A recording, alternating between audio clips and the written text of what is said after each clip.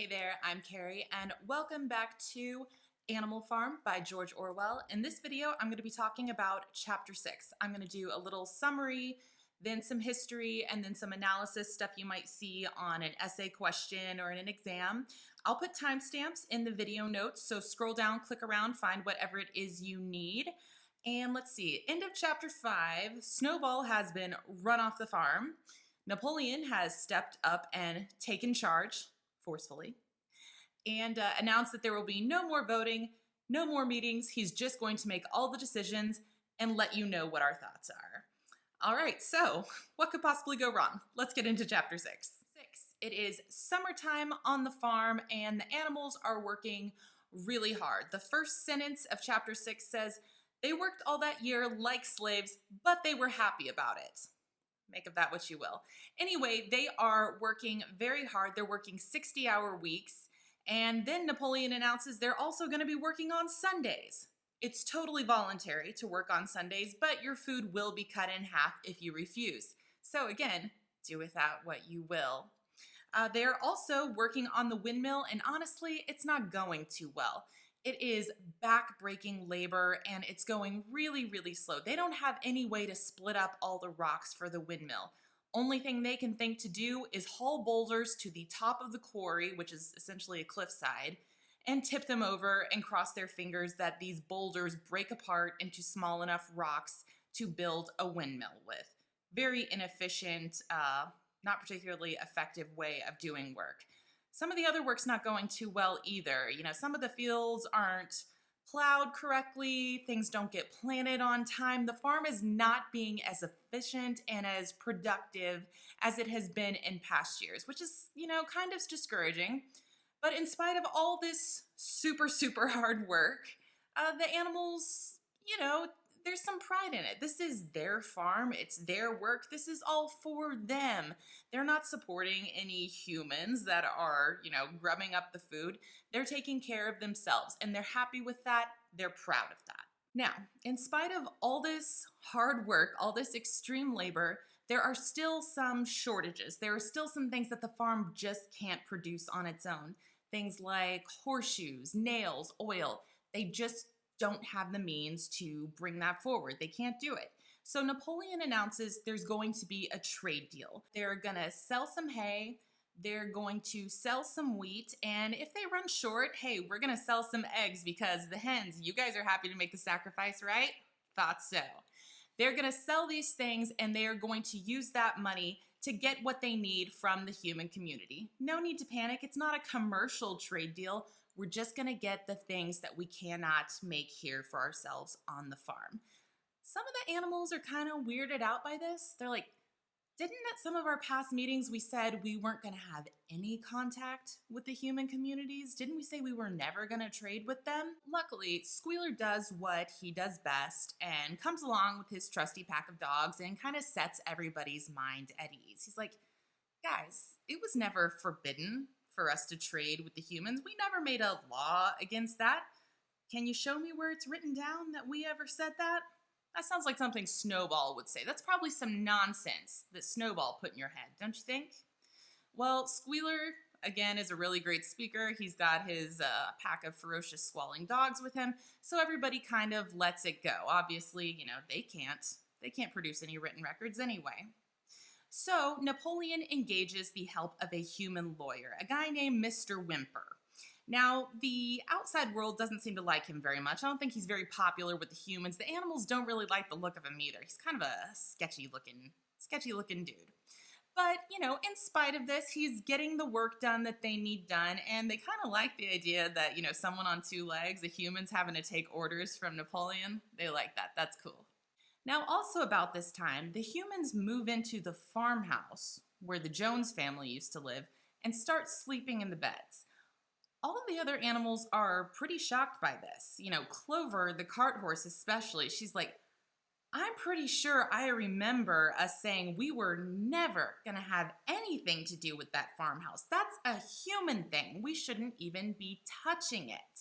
Clover is so stressed out by this that she goes and gets Muriel, the goat, who's one of the better readers, remember, and takes her over to the barn where the 7 commandments are written up on the side of the barn. And she's like, Muriel, I can't work these commandments out for myself, but didn't one of them say that we weren't ever allowed to sleep in beds? Muriel scrolls down the list.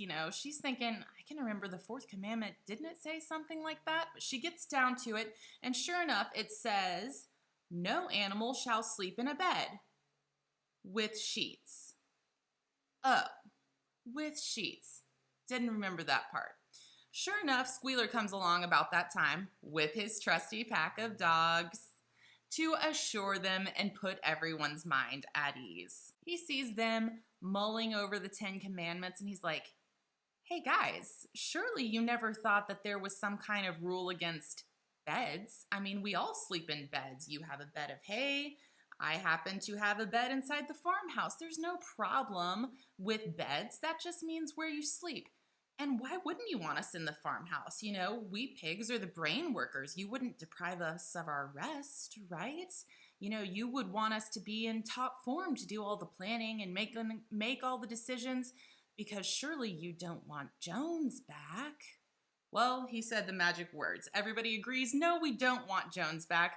The pigs are going to sleep in the farmhouse, they're going to sleep in beds, and they're going to sleep an hour later than everybody else. Well, summer is winding down, autumn is coming on, and with autumn comes some severe weather. And one night there is a terrible storm, awful, violent winds, scary, loud.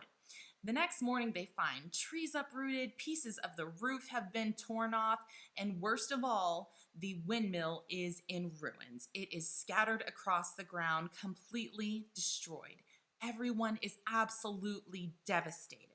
Napoleon goes to assess the damage, takes a look at it, and he says something that no one expects. He's like, guys, Snowball is responsible for this. I can sniff him out. I know his mind.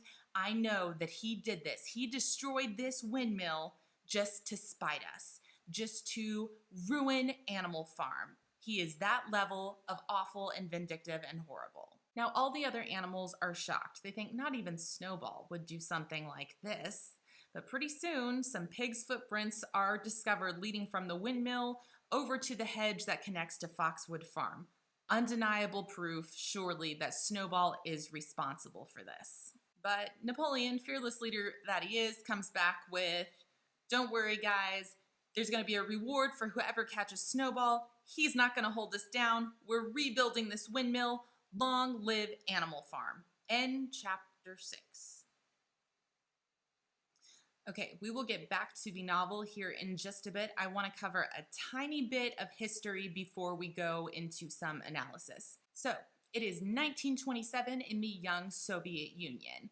Vladimir Lenin has died, Leon Trotsky has been run out of town, and Joseph Stalin is running things. Now, Stalin has a vision. He sees all these developed, capitalist European countries, and he's like, that's what we're going to do. We are going to compete with these guys. We are going to be on the level with those guys. So Stalin comes up with a strategy called the 5-year plan. And in this 5-year plan, they're going to modernize the Soviet Union. They are going to industrialize to the level of Western Europe. They are going to collectivize agriculture, and they are going to compete with all these capitalist nations that they see in Western Europe and the United States. Now, don't get me wrong, a lot of this was a great idea. There was no industry in the Soviet Union, in Russia at this point.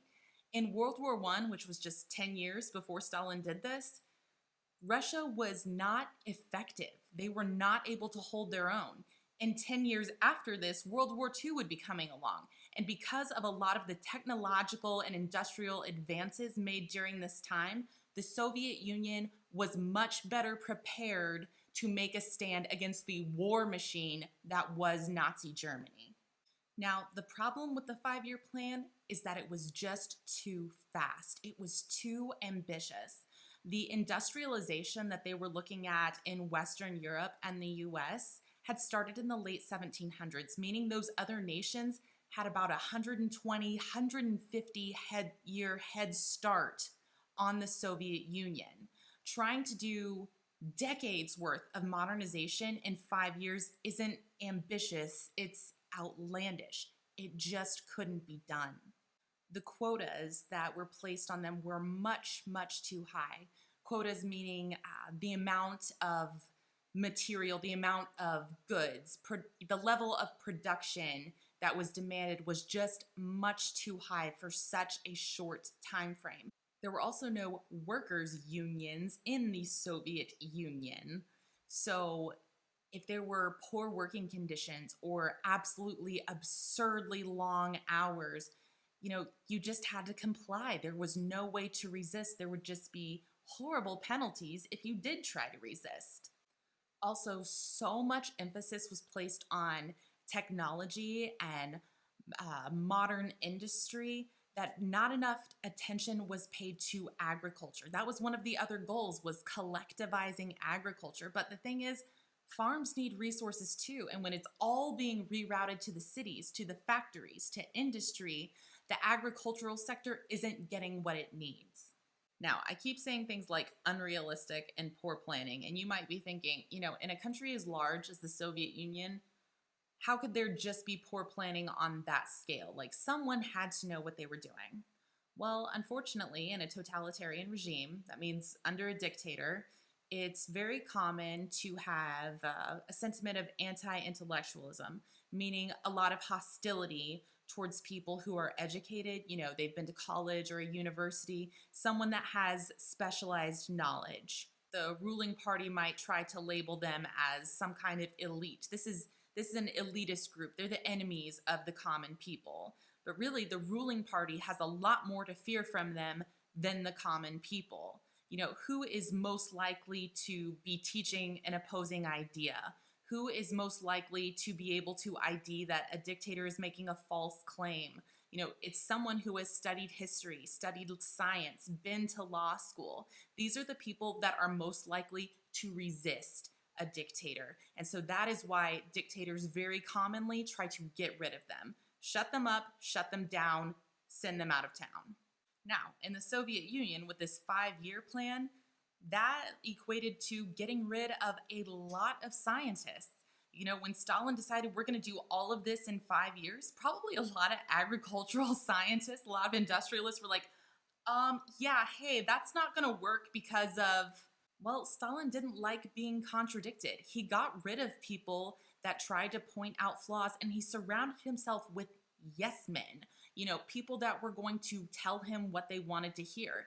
Even if these people had no experience in the field, if they had methods that were unproven, if they were out and out quack scientists, it didn't matter. So long as they supported him, told him that he was wise, that he had a great idea, Stalin would put them in charge of things.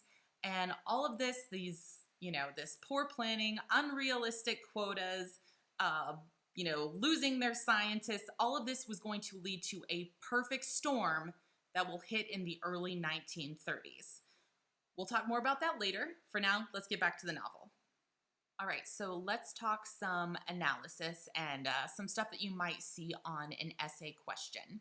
Now, the historical links in Chapter 6 are pretty easy. You can say that the windmill is representative of the 5-year plan.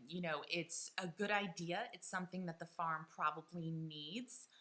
But they don't have the specialized knowledge or the materials, the resources that they need to pull this off safely and efficiently. So it leads to a lot of unnecessary, inefficient work that endangers their workforce. What I think is most important to pay attention to in Chapter 6 is the tone. Now, you've seen in a lot of other places ever since the revolutionary point in Chapter 2, there's a lot of irony. There's bits about, well, the pigs are clearly smarter than everyone else, so of course they are the planners, blah, blah, blah, blah, blah. That has been kind of tossed in here and there, and it gets much, much stronger in Chapter 6. The very first sentence of the chapter says, all that year the animals worked like slaves, but they were happy in their work. Those two things don't go together. Just like the work on Sundays being strictly voluntary, except for the fact that your food is cut in half if you don't do it. That doesn't make it voluntary. Those two things don't go together. So after Snowball disappears in Chapter 5, the tone that the speaker takes is suddenly a lot darker. You know, when you're referencing things like slavery and starvation, it's not a joke anymore. This is way past sarcasm or satire. What I think the author is doing is trying to convey what thought suppression feels like, what it is like when your freedom of speech and freedom of ideas are being taken away, when all of a sudden you can no longer say exactly what you mean. You can no longer tell someone that something is wrong. So unfortunately, suppressing dissent and suppressing freedom of thought became very big in the Soviet Union, and we will see that portrayed in Animal Farm. We're going to see all of this fully grown in chapter 7. Something very big and very nasty is about to come down the line. And I think that is why the speaker has suddenly taken this much darker, much more serious tone. He's trying to get us ready for what's about to happen, and it's not going to be good. All right, so that's all I've got for chapter 6. If you have a question, go ahead and drop it in the comments. If I overlooked something or went too quickly, didn't explain myself, just let me know and I will do the best I can with that. All right, so I will see you in the next chapter. Good luck.